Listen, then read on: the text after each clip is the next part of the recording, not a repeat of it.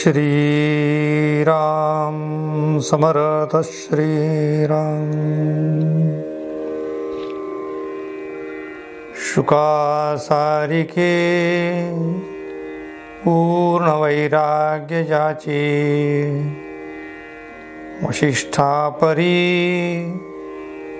ज्ञान योगेश्वराचे। कवी वाल्मिका सारिका मान्य ऐसा, नमस्कार माझा सद्गुरु रामदासा। मला वाटते अंतरित्वा वसावे, तुझ्या दासबोधासी त्वा बोध व्हावे। अपत्यापरी पाववी प्रेम ग्रासा, महाराज या सद्गुरु रामदासा। जय जय रघुवीर समर्थ। सब संतन की जय, भारत माता की जय। श्रोता वक्ता श्रीराम समर्थ श्रीराम। उपस्थित परमादरणीय सर्व साधक बंधू आणि भगिनींनो, दशक 10 समास 6 याचा आरंभ आज करत आहोत। श्री समर्थांनी कालपर्यंत पंचप्रलय सांगितलेले आहेत, 5 प्रकारचे प्रलय। या 5चा जर आम्ही विचार केला तर 4 प्रलयामध्ये संपूर्ण सृष्टी ही नाशिवंत आहे हे लक्षात येते। मग संपूर्ण मध्ये काय काय आलेलं आहे तर संपूर्ण मध्ये ब्रह्मा विष्णू महेश हे सुद्धा आपले देह ठेवून पुन्हा निजधामाला जातात, अर्थात ते ब्रह्मरूप होतात। जेव्हा ते ब्रह्मरूप होतात तेव्हा ब्रह्मप्रलय होतो। त्या ब्रह्मप्रलयाच्या वेळी दिसणारं दृश्य जगत हे पूर्णपणे नष्ट होते, काही शिल्लक राहत नाही। चीट पाखरू शिल्लक राहणार नाही। पंचमहाभूत आणि त्रिगुण हे सुद्धा नष्ट होतात, हे सुद्धा नाशिवंत असल्यामुळे काय शिल्लक राहणार आहे? शेवटी वारा शिल्लक राहतो, पण तो वारा सुद्धा निर्गुण निराकार परब्रह्माकडे धाव घेतो। त्या वाऱ्यामध्ये असलेले सूक्ष्म रूपाने असलेले पंचमहाभूत आणि त्रिगुण हे गुणमायेमध्ये समाविष्ट होतात। ती गुणमाया मूळ मायेत विलीन होते आणि मूळ माया शेवटी ही ब्रह्मामध्ये विलीन होते आणि पुन्हा तो एकोहम अशी अवस्था होते। फक्त ब्रह्म शिल्लक राहतो, कोणी राहत नाही। त्यामुळे हे 4 प्रकारच्या प्रलयात म्हणजे निद्रा प्रलय, मृत्यू प्रलय, ब्रह्मांड आणि नंतर ब्रह्म, अशा प्रकारचे 4 प्रलय आहेत। पहिले 2 हे पिंडाच्यासाठी म्हणजे शरीरासाठी आणि 2 प्रलय ब्रह्मांडासाठी म्हणजे ब्रह्मांड आणि ब्रह्म हे 2 प्रलय ब्रह्मांडासाठी आहेत।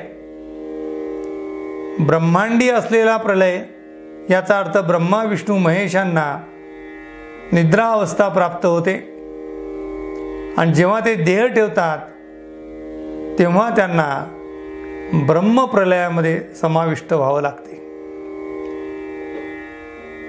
प्रलय या शब्दामध्ये आपल्याला काय समजून घ्यायला पाहिजे? जसं निद्रा प्रलय माझ्या अनुभवाचा आहे, तर निद्रा प्रलयामध्ये दृश्य जगत नाहीसं होते.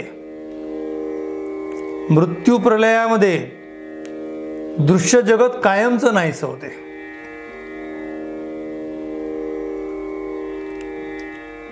ब्रह्मांड प्रलयामध्ये दृश्य जगत काही कालखंडासाठी नष्ट होते, पुन्हा ब्रह्मा विष्णू महेशांना जाग येते, पुन्हा सृष्टी निर्माण होते. परंतु ब्रह्मप्रलयामध्ये मात्र कायमस्वरूपी ते संपते, पुन्हा निर्माण होत नाही. जेव्हा ब्रह्माची इच्छा होते, निर्गुण निराकार ब्रह्माची, तेव्हा त्याच्या संकल्पनेने पुन्हा सर्व विश्वाचा ब्रह्मांडाचा पसारा आपल्याला पाहायला मिळतो. याचा अर्थ उगम आणि अंत हा सगळ्यांना आहे. जो जन्मला तो गेला, जे दिसलं ते नष्ट झालं, यद्यद दृष्टम तत्तद नष्टम, ते नाश झालाय. म्हणून या सगळ्याला आम्ही खरं समजू नये, हा भ्रम आहे. या भ्रमाचं वर्णन समर्थांनी पुढील समासात केलं आहे, भ्रमनिरसन या समासामध्ये. तो काय म्हटला आहे, त्या समासात समर्थ काय म्हणतात ते पाहूया. श्रीराम समर्थ श्रीराम. उत्पत्ती स्थिती संहार याचा निरोपिला व्यवहार. परमात्मा निर्गुण निराकार, जैसा तैसा श्रीराम. निर्गुण निराकार परब्रह्म जैसा तैसा, जसा होता तसाच आहे. त्याच्या संकल्पनेने पृथ्वी निर्माण झाली, सृष्टी निर्माण झाली, ब्रह्मांड निर्माण झालं आणि त्याच्यामध्ये पुन्हा ते विलीन झालं. परंतु त्या ब्रह्मांडामध्ये, त्या ब्रह्मामध्ये मात्र कुठल्याही प्रकारचं चलन नाही. ब्रह्म जे निर्गुण आहे, जे निर्विकारी आहे, जे निराकार आहे, ते तसंच्या तसं कायम आहे. तुम्ही म्हणाले कसं शक्य आहे हो? ते शक्य आहे. असं गृहीत धरा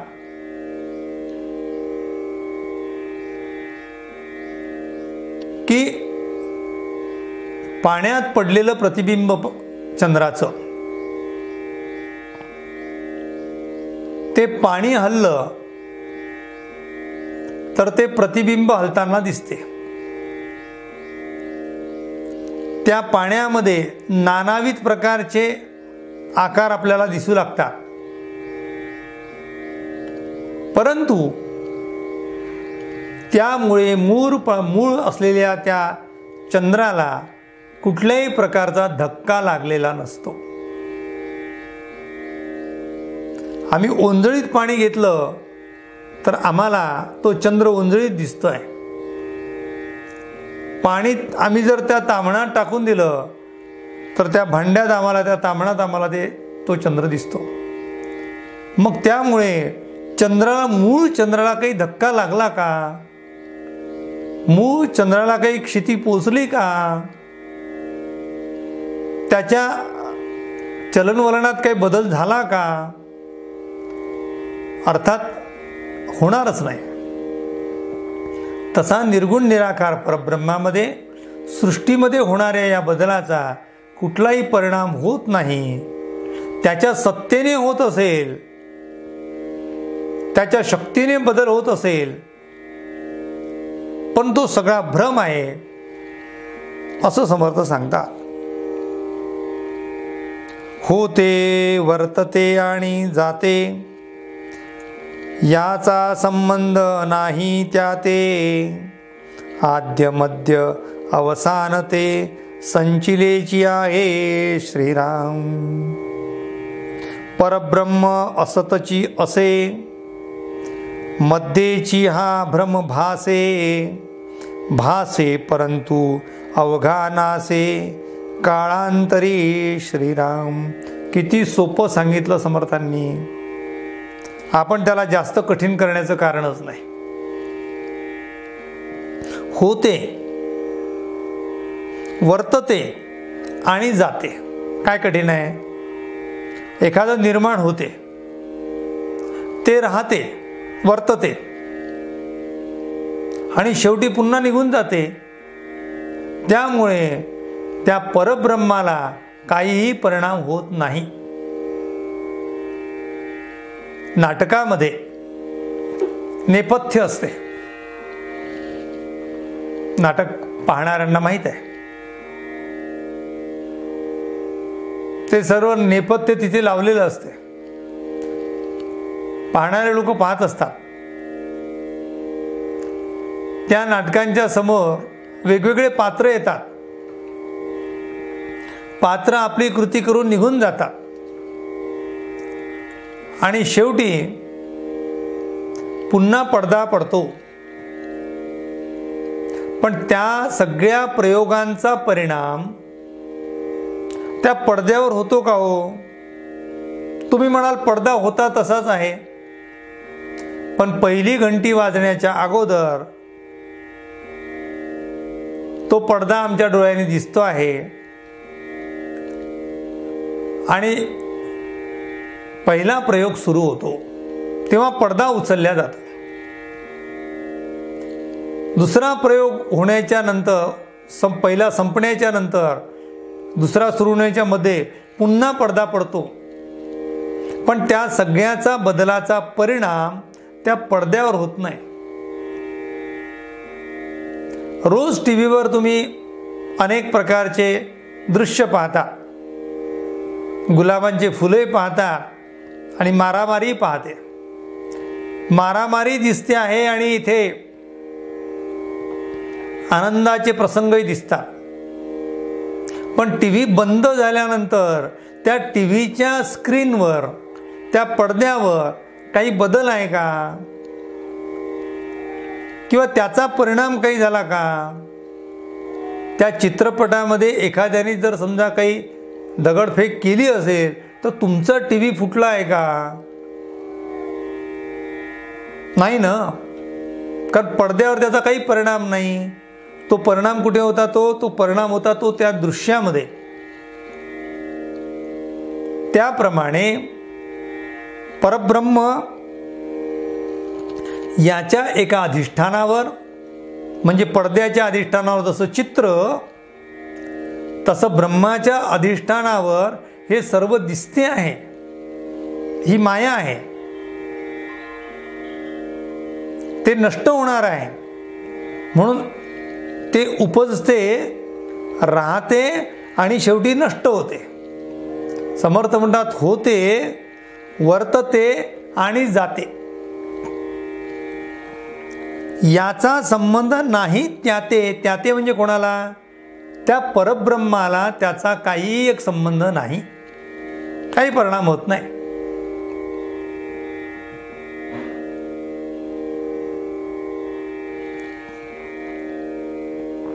आद्य मध्य अवसान ते संचिलेची आहे. ते जसं आहे तसं ते कायम राहते, त्यामध्ये काहीही बदल होत नाही. ते आरंभी म्हणजे आद्य, अंती म्हणजे शेवटी, ते सारखं भरलेलं आहे. निर्गुण निराकार परब्रह्म तत्व हे संचिलेची आहे. ते जसं होतं तसंच ते आहे. ते आधी होतं, शेवटी पण होतं, मध्ये पण होतं. पण तुम्हाला जे दिसत होतं तेवढा भ्रम होता. परब्रह्म असतची असे, समर्थांचे शब्द रामबाणासारखे परफेक्ट लागतात. समर्थ म्हणतात ब्रह्म असतची असे. असत आणि असे दोन शब्द वापरले आहे, दोन क्रियापद वापरले आहे. जे आहे, जे राहत आलं आहे आणि जे राहणार आहे त्याला म्हणतात असतची असे. म्हणजे काल होतं, आज आहे आणि उद्या राहणार आहे, म्हणून असतची असे. मध्येची हा भ्रम भासे. मध्य कालखंडामध्ये आम्हाला तो भ्रम वाटला. जोपर्यंत आमचा तो टी व्ही सुरू आहे तोपर्यंत चित्र दिसते आहे. परंतु सुरुवातीला टी व्ही सुरू करण्याच्या अगोदर जो पडदा होता तो होताच. टी व्ही चालू असतानाही तो पडदा आहेच आणि टी व्ही बंद केल्यानंतर सुद्धा तो पडदा कायम आहे. त्या पडद्याच्या सामर्थ्यावर हे सगळे चित्र दिसतात आहे, परंतु मूळ काय आहे ते सगळे पडदा मात्र कायम आहे. चित्र हा भ्रम आहे. त्याप्रमाणे या ब्रह्माच्या विश्वपटलावर मायेच्या या वेगवेगळ्या चित्रांचा भास आम्हाला होतो आणि तो भासच आम्ही खरा मानतो, म्हणून आम्हाला सुख आणि दुःख उत्पन्न होतात. संतांच्या जवळ जो विवेक असतो, ज्याला आम्ही प्रलयामध्ये विवेक प्रलय म्हटलेला आहे, तर हे नाही आहे, हे असत्य आहे याची निश्चिती संतांजवळ असते. असा विवेक त्यांच्याजवळ जागृत असतो. तो जागृत आपण केला पाहिजे. समर्थ म्हणतात उत्पत्ती स्थिती संहार भासे परंतु अवघा नासे कालांतरी. एक शब्द सुटला होता आपला, भासे परंतु अवघा नासे. भासतो पण नासतो.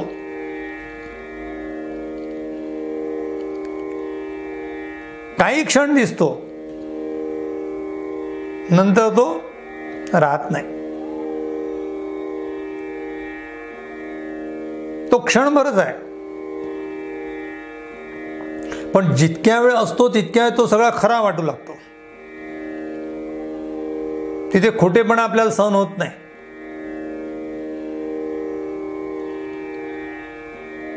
एखादा ग्रस्त मरण पावला, घरातले जे स्नेही लोक असतात त्याच्यासाठी रडतात की नाही? रडतात.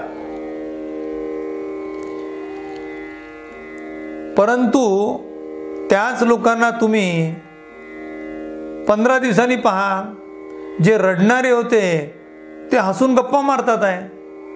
मग ते रडणं खरं आहे की हे हसणं खरं आहे?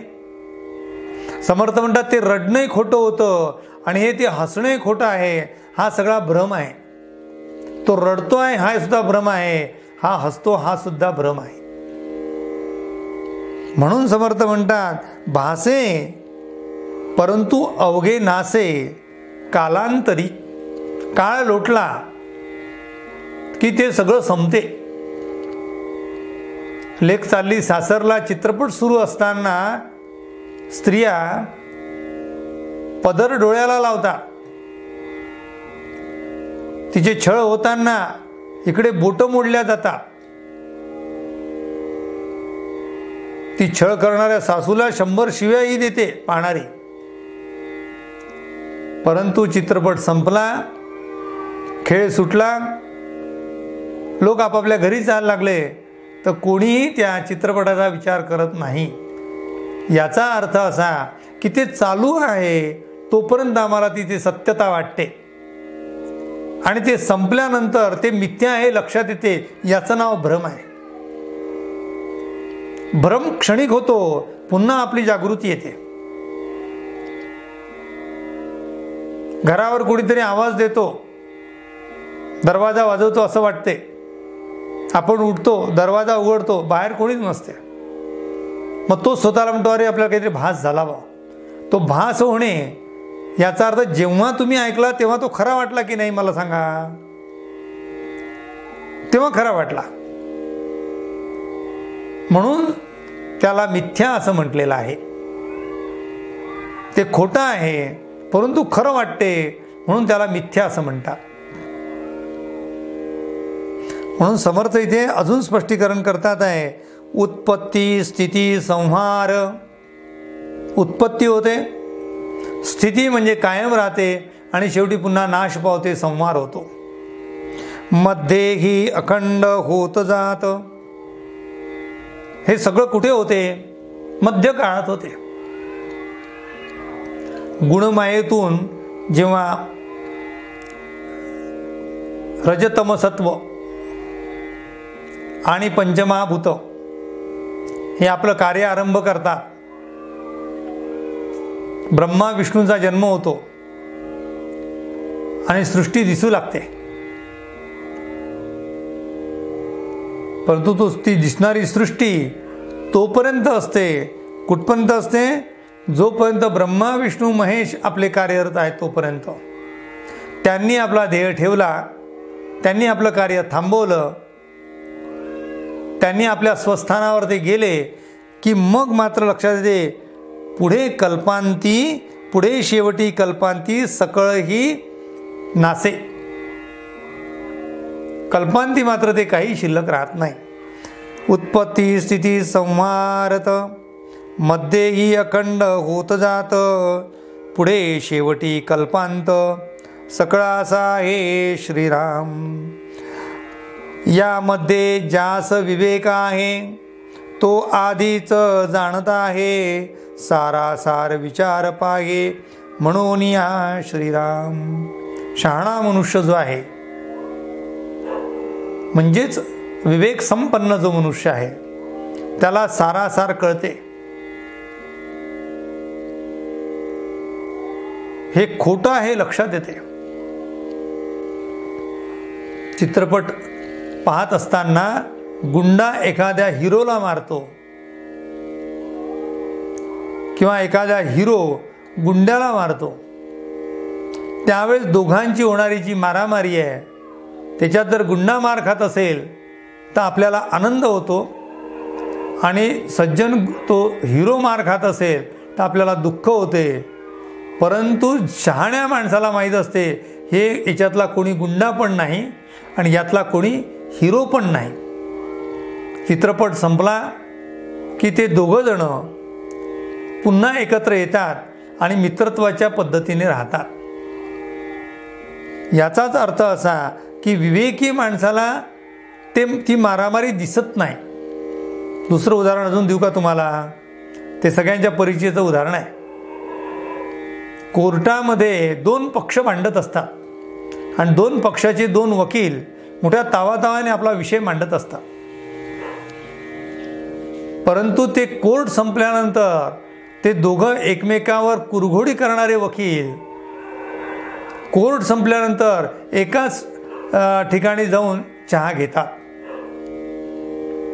हसून गप्पा मारतात. मग काय खरं आहे तुम्ही मला सांगा?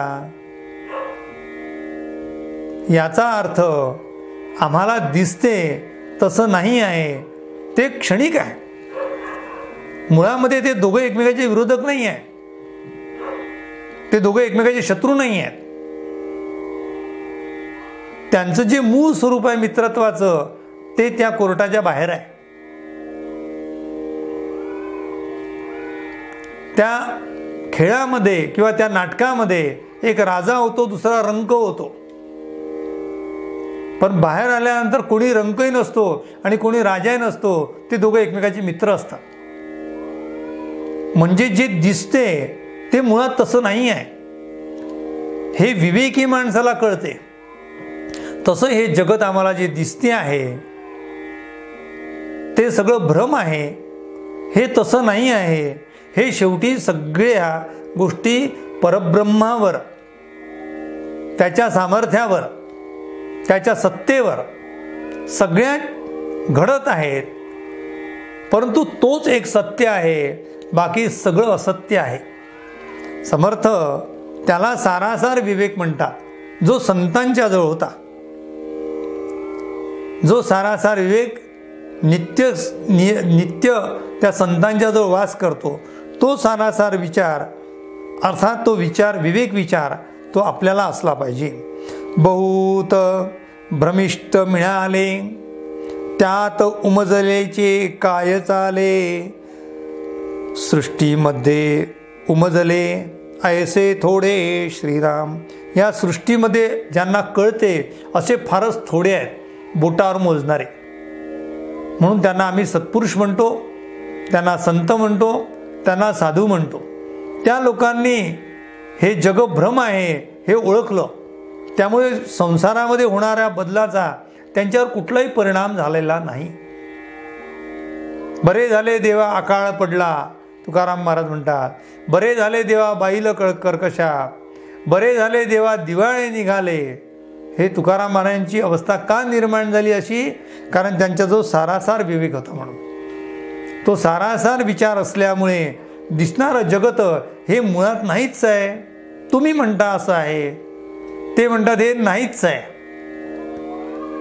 त्यांना सुख मिळालं तरी आनंद नाही आणि दुःख झालं तरी त्यांना दुःख नाही.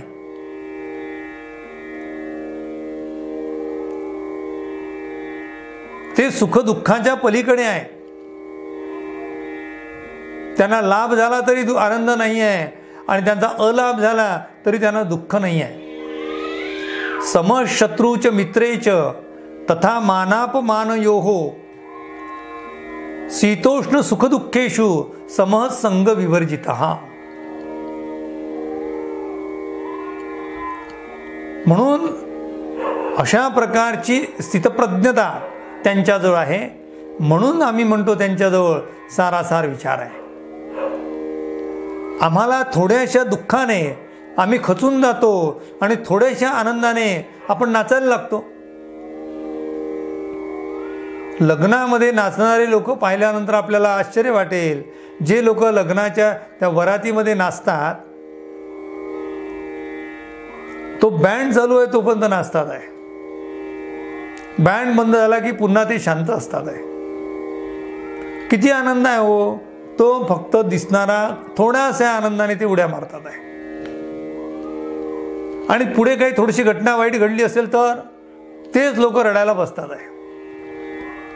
सामान्य मनुष्य जगामध्ये होणाऱ्या छोट्या मोठ्या बदलामुळे तो चलित होतो, तर सत्पुरुष मात्र ते कुटस्थ असतात.